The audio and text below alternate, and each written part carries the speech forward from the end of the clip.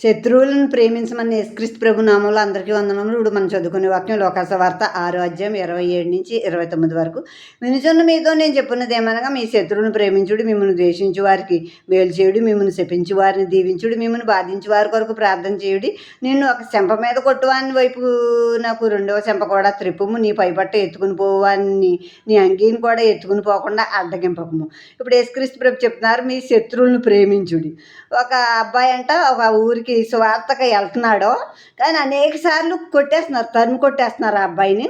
రాళ్ళతో కూడా కొట్టేశారు, కంటికి కూడా గాయమైపోయింది. అన్ని బాధలు రక్తాలు కారినా కూడా వెళ్తాం మానట్లేదు. ఆఖరికి 8వ సారి వెళ్ళాడు, మళ్ళీ బాగా కొట్టేశారు.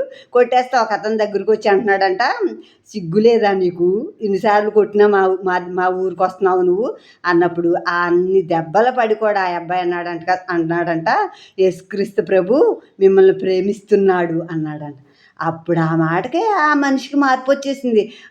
అయితే మా ఊరిలోకి అని తీసుకెళ్ళి అతనితో వాక్యం చెప్పించుకుని విని వాళ్ళందరూ ఆ ఊరు వారందరూ మారారు. అంటే వాళ్ళు ఎంత కొట్టినా వాళ్ళ శత్రువులు అనుకోలేదు, వాళ్ళని ప్రేమించాడు, దేవుని ప్రేమ రుచి చూపించాడు, అంతే వాళ్ళు దేవుని బిడ్డలుగా మారిపోయారు. అది శత్రువుని ప్రేమించమన్న అర్థం. అది ప్రేమించాలి, శత్రువుని ప్రేమించాలి. మనం వాళ్ళకి తెలియకున్నారు కనుక తెలిసిన మనం వాళ్ళ కొరకు ప్రార్థన చేయాలి. ప్రేమించి మేము శపించు వారిని ద్వేషించు వారికి మేలు చేయడం. ఇప్పుడు మనల్ని ఎవరైనా ద్వేషిస్తుంటే వాళ్ళకి మేలే చేయాలి. ద్వేషించారు కదా ప్రతిగా ద్వేషిస్తాను అని అనకూడదు.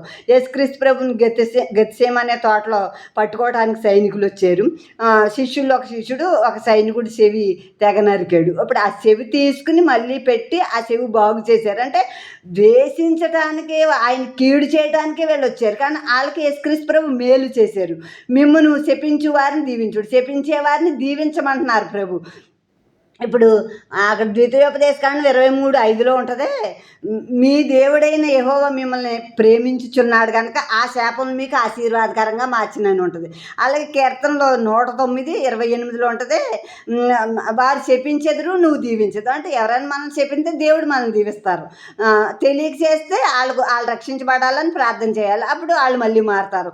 మిమ్మల్ని బాధించి వారి కొరకు ప్రార్థన చేయండి. మనల్ని బాధిస్తుంటే మనం ప్రార్థన చేయాలి. యేసుక్రీస్తు ప్రభు కూడా అలాగే ప్రార్థన చేశారు. లోకా 23:34 నా తండ్రి వీరు ఏం చేస్తున్నారు, వీరు ఎరగరు కనుక వీరిని క్షమించు అని చెప్పి ప్రార్థన చేశారు యేసుక్రీస్తు ప్రభు శిలువ మీద నుండి. ఆయన్ని బాధిస్తున్న వారి కొరకు ప్రార్థన చేశారు యేసయ్య.